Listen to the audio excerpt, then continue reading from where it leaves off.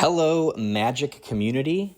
Just saw a recent video addressing the Commander news about the tier system.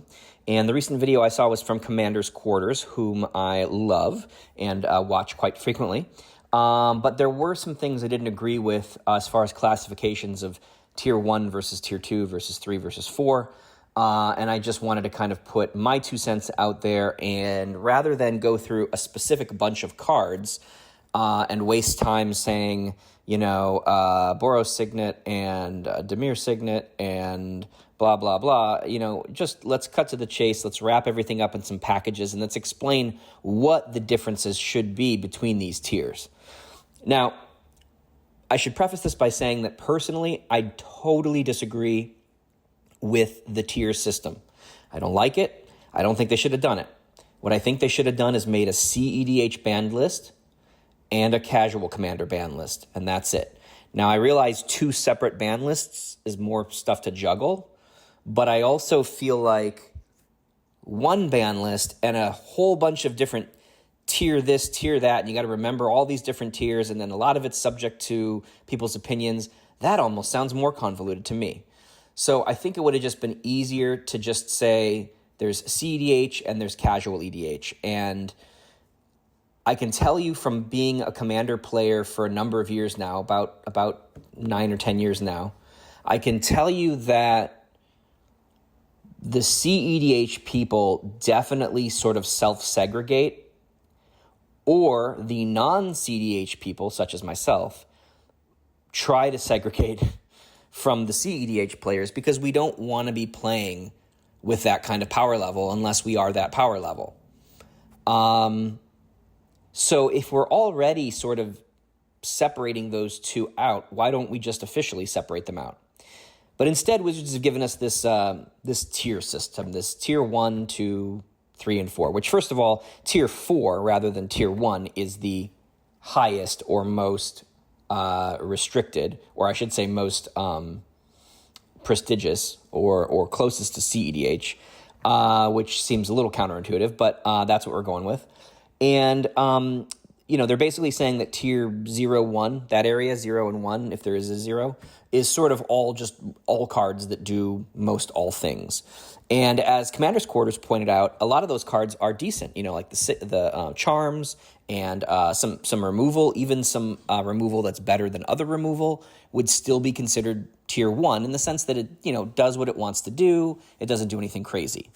And what I want to show is basically where the separation is from differentiating something from the tier 0, 1 area to tier 2 versus tier 3 versus tier 4. And, Wizards gave an example or 2 in each of the categories, but that was pretty vague. So let's just jump right into it. I think really the cards that go in tier 4 are cards that are going to either A, give you an insane advantage, B, pretty much win you the game, or C, basically disable things to an extent to where no one else can do anything.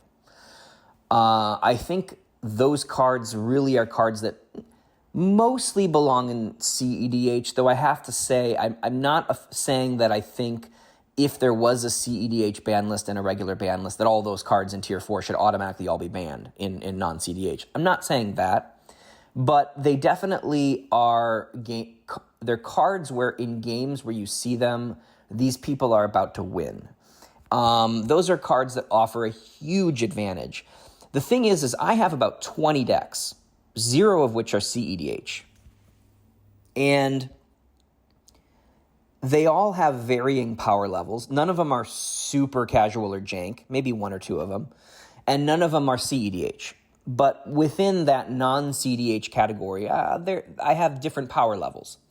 But the problem is pretty much every one of those decks has probably got at least 1 tier 3 card, very likely 1 or even more tier 4 cards, but they don't have the cohesiveness and the synergistic capabilities of a deck that's just winning all the time, like CEDH, or what I think we are supposed to now consider a tier 4 deck, just because they have a tier 4 card in it. You can throw a tier 4 card in a tier 1 deck, and it can still be a tier 1 deck, in my opinion. But apparently that's not the syntax we're now using to describe our decks. And I feel like that's where I think this whole thing kind of breaks down. I feel like once upon a time when it was, are we playing CEDH here or what's going on? Yeah, I want to play CEDH. Okay. And those people kind of segregate or get into one group. We maybe do some switching and get into their own pods. And then we're not doing CEDH. Okay, well, what about power level? Well, I got some good stuff in here. Nothing crazy. Okay, I got a couple infinite combos, but it's not crazy. Okay, I'm just chilling. I just got this pre-con. I updated it a little bit. Okay. And these guys, these can all play together pretty well, and anyone can win. Whereas I think CEDH people, they're winning. I mean, I was playing my pretty much most powerful non-CDH deck I have, and it didn't really matter because the guy won on turn 2 with a crick deck, and that's not saying anything bad about my deck, though if I populated it with, cards that are, free counter spells like a Pact, which of course would have lost me the game on if I played it on tier 1, or other free counter spells that would prevent him from going off, that's fine. But the thing is, I'm not going to do that. I'm not going to have a handful of free counter spells to counteract people on turn 1, turn 2. To me, that's CEDH, that's competitive. And I've been playing Magic for 30 years. I started in 1994 when the Dark came out. But at the same time, I've never been anyone who's gone to a single Worlds tournament or even qualifier for such a thing. I've never done any pro games at all. And to be honest, I don't really even like Limited. I don't like Modern. I don't like Vintage. I kind of got out of Commander a few years before, probably just before Commander came out. I want to say 2009, 2010. I got out of Magic mostly. But then when I explored it again in 2015, I realized that there's this new thing coming out, that had been out for a little bit, called Commander. And of course, the moment I heard about it, I thought, that's stupid. But then after about a day or two, I realized Commander's awesome. And then after about a month or two, I realized Commander's the only format there is. And I really just don't care for the other formats. So a lot of this going forward is speaking from that lens. And I know that not everybody listening is of that mind, and that's fine. But we are talking about Commander here, and we are more or less talking about the spirit of Commander originally, which is not terribly competitive. And so that's what I'm kind of crafting this whole video about, is to enjoy Commander. And look, I think Wizards is doing it from a place of love. I think they want to allow us to enjoy the game more. And we all know that we can have this rule zero, kind of sort of conversation about it very loosely, like I just illustrated a moment ago. But I think they want it to be more technical and more cut and dry. They want a list, which is funny that they want a list of tiers for, 40,000 different cards, but they don't want 2 separate banned lists because that's too many lists. It just seems like that's a weird choice. And, I think even with my idea of the 2 separate banned lists, or the idea that we're going forward here so far with the tier system, either way, there's still likely going to be a rule zero sort of conversation as well. So it doesn't really remove that. It just sort of fast tracks it a little bit and sort of just puts things into a little bit more categories. But the categories are still really wonky as far as how descriptively accurate they are. And so that's really what I'm addressing here is, well, really I just wanted to preface this whole argument by just saying that I just don't agree with it.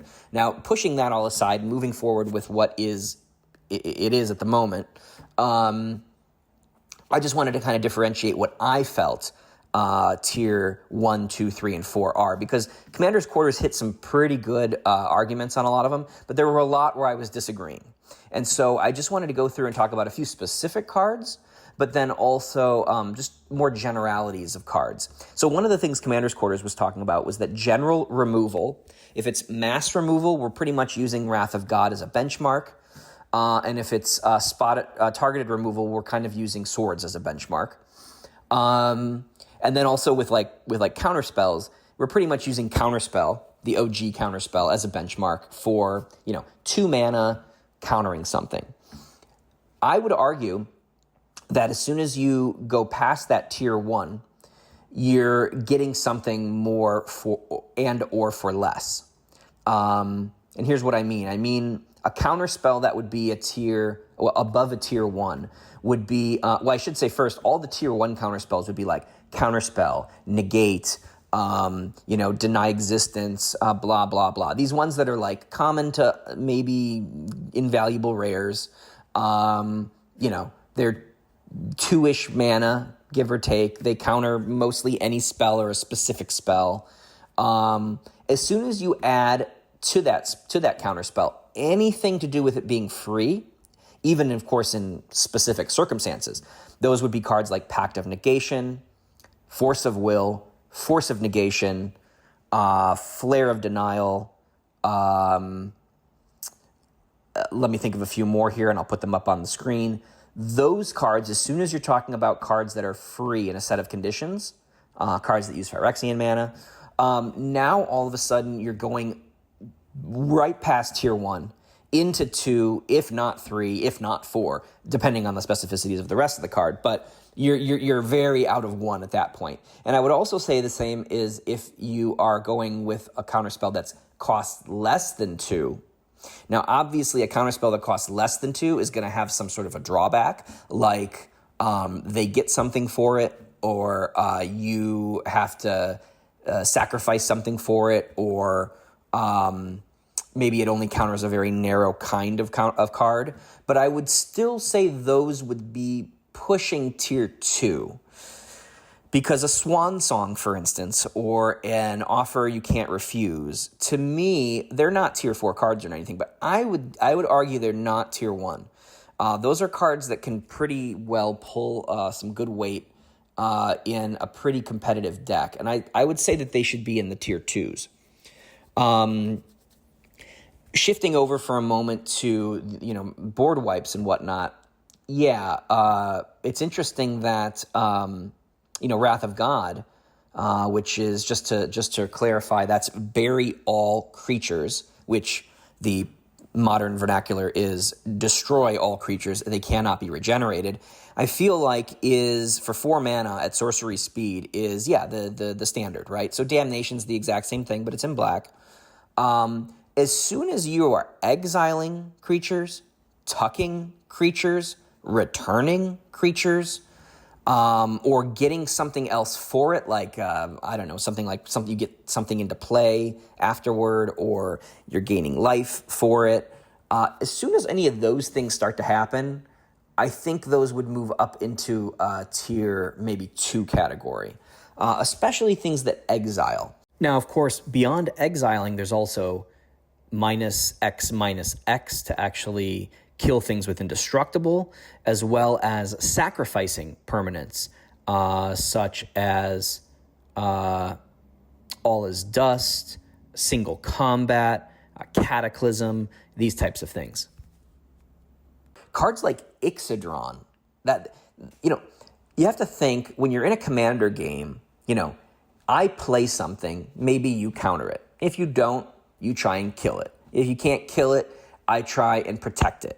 And this is the back and forth. This is how things go. So cards that say destroy, blah, blah, blah. Cards that say this gets hexproof, blah, blah, blah. Those things are all very standard. But as soon as a card does something kind of different that makes you kind of go, that is where I think the differentiation occurs. And so, I can hexproof something all day. If I give all my creatures hexproof indestructible, that's going to pretty well make it difficult for you.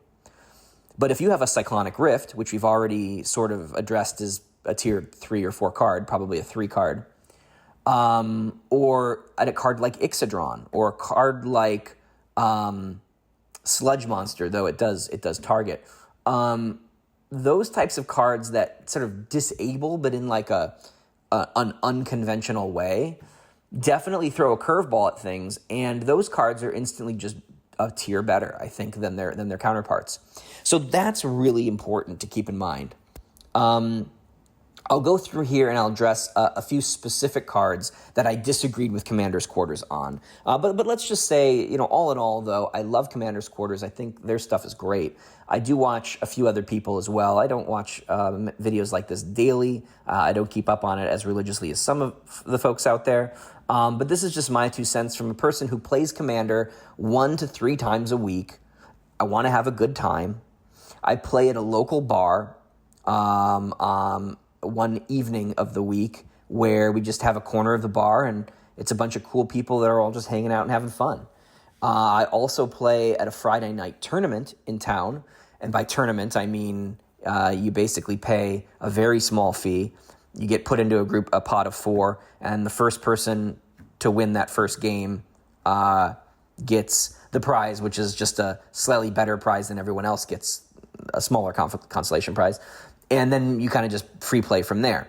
But, those types of games I really enjoy. And then there's another day of the week where certain people get together at certain game stores or other venues and just sort of open free play. And then I get my occasional, tight groups that I get together once in a while with and play our own pods. But, I don't play Commander every day. This is not a living for me. I do other things. But I also, am a casual Commander player. And I think that's quite common. I don't think that there's a lot of people that are going to be wanting this advice that play Commander once a month.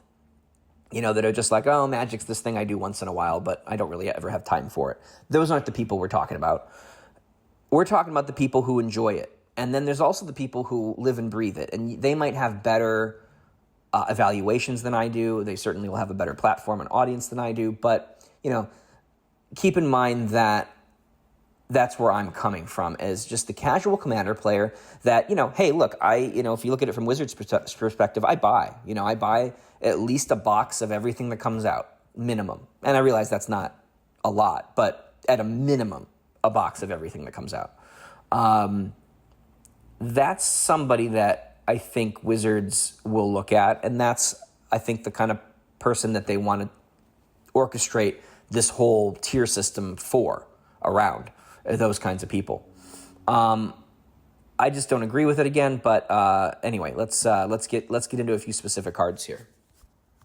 So one of the first cards that I tended to strongly disagree with is when he was talking about 3 mana removal is sort of the standard. I would agree with that, except Chaos Warp is an example of, as I mentioned kind of earlier in the discussions about the differences between destroy and exiling and returning and tucking and all that. You're tucking something, and yeah, you get a permanent off the top, and that can go bad. That went really bad the last time I played it. But, in the spirit of chaos, as it is read, when you look at probabilities, you got a 100-card deck minus however many cards you've drawn so far. Probability of drawing something good versus something bad. Keep in mind, in most decks, even just the probability of drawing a permanent versus a non-permanent, in itself is enough to where I think this is a good card, because any card that has indestructible can still be warped. Plus, there are a lot of destroy effects that can destroy creatures, no problem, and maybe an artifact, no big deal, especially in red. But enchantments or planeswalkers or certain permanents that just have these strange properties that it's just hard to deal with, Chaos Warp will get any of them, and it'll get them at instant speed. So yeah, it's 3 mana. Yeah, they get a permanent off the top, but the ability... Well, also keep in mind, when they destroy a lot of things, a lot of people are playing Graveyard Recursion. This is tucking it. So if they had to tutor for it especially, now you got to use another tutor to get it back. Or if you have Graveyard Recursion, you're not going to get it again. It's just a really good ability, and I think Chaos Warp is I think it's just overlooked. I'm not saying it's a tier 4 card. I don't even think it's a tier 3 card, but I would say that it's a tier 2 card, right along with Oblation as well, which is kind of the white version of that. I definitely think these are tier 2 cards, not to be confused with your standard just like destroy target, blah, blah, blah. Oblation certainly is not as good as Chaos Warp, even though I would probably argue that a random permanent, well, the chances of getting a permanent at all and then putting that up and having that be threatening versus just drawing 2 cards, might say those are just different. I wouldn't say necessarily one is better or worse than the other. But the big distinction here is that white already has removal for nearly everything. White is like the removal color. You can remove an artifact, an enchantment, a creature, a permanent, a whatever very easily in white. Red, however, it is more difficult, and so I think Chaos Warp is a better card than Oblation, but I do think both of those would be considered tier 2 cards.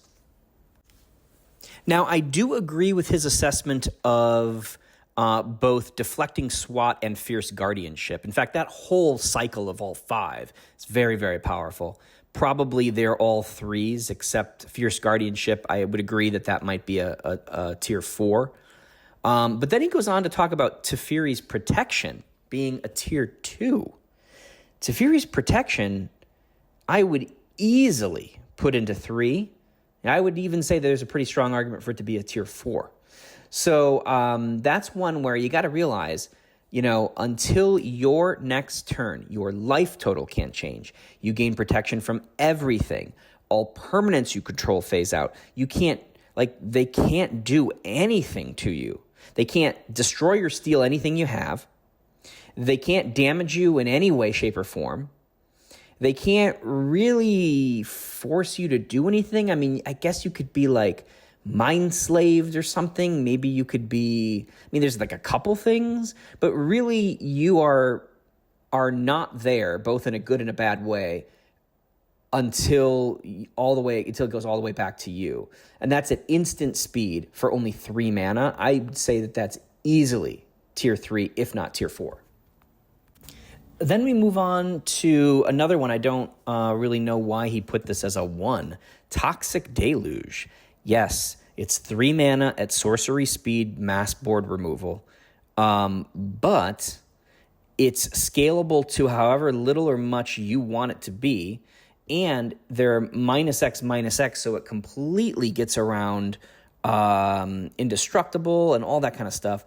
I feel like Toxic Deluge is extremely powerful. Now, would it be a 3 or a 4? I'd probably not. But to be a 1, you're looping that in the same category as Talisman of Dominance and a frickin', Elvish Mystic.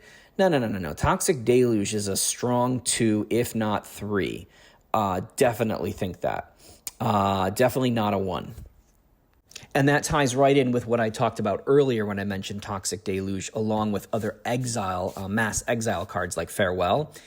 He put Farewell in tier 1 as well, which I just feel like it's got to be at least a tier 2. It doesn't really need to be 3 or 4, but there's a differentiation between Wrath of God and Farewell, enough to where I feel like Farewell, Toxic Deluge, and those cards should be tier 2.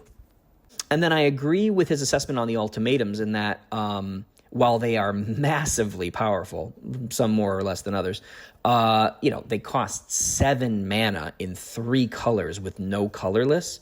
And I think all or near all of them are at sorcery speed. So yes, those would be tier 1. I agree with that. Now, this video is nearing a half an hour now, and I can go on and on about this all day, and so can anybody else who plays Magic. The point here goes back to what I said before, and that it's easier to just create 2 ban lists than sit here and take every single card in Magic and have every single individual person analyze it the way they want to analyze it and put it into one of 4 categories. Because I think a lot of the cards depending on who's analyzing it and how, and the argument that they've heard for it, could easily put it into one of two different categories rather than a clear individual category or tier. So it just goes back to just being, it's just too objectional. It's just too opinionated. And honestly, I just don't know why they did that. I think I'll end it here just because we could be doing a 24-hour video instead of a 24-minute video if I want to keep talking about this. At the end of the day, just go ahead and, talk to your play group and figure out what you think is good. And here in the next few days or weeks, there may be some changes coming or maybe some more specificity to these tier lists. Even if they, add something on Gatherer that then can be also put into like Mox Field, which is what I use, or Tapped Out, or any of these that kind of can quickly show you your power level of your deck, that would be super handy. And I've been hearing talks about that. I don't know if that's speculation or if that's spoilers, but that would be great. But that it's just a quicker way for you to find something that's still incredibly opinionated and has all this data attached to each and every card in Magic.